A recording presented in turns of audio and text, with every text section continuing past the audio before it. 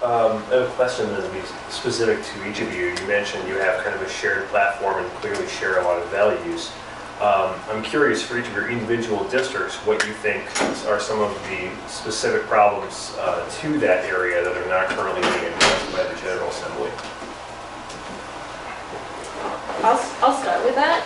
Last year there was not one climate-related bill that was passed. And that is a huge issue as I already stated, in my district, with sea level rise and the farming community.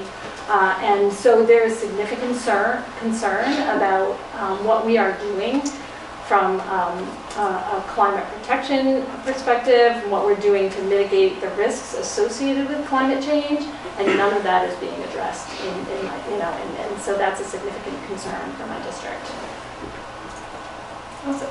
And I spoke about this before, but the Port in Providence is right here in District 6, and having environmental policies that will really make sure that the health impacts of having unsafe air and having more and more construction being focused on the port area, having that be addressed. So the environmental impacts that are happening right here in District 6, and then also looking at housing right here in the district. Folks are being priced out of affordable housing right here. It's being rapidly gentrified in a historically black community, historically black and brown community right here in Providence.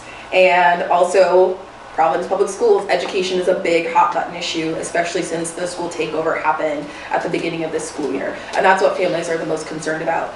If your student has to miss school because of an asthma attack 5 times a year because the air is unsafe and you have the 7th highest asthma rates in this country, and that impacts their ability to learn, and that also affects their ability to live a quality life in a community where they've been for generations.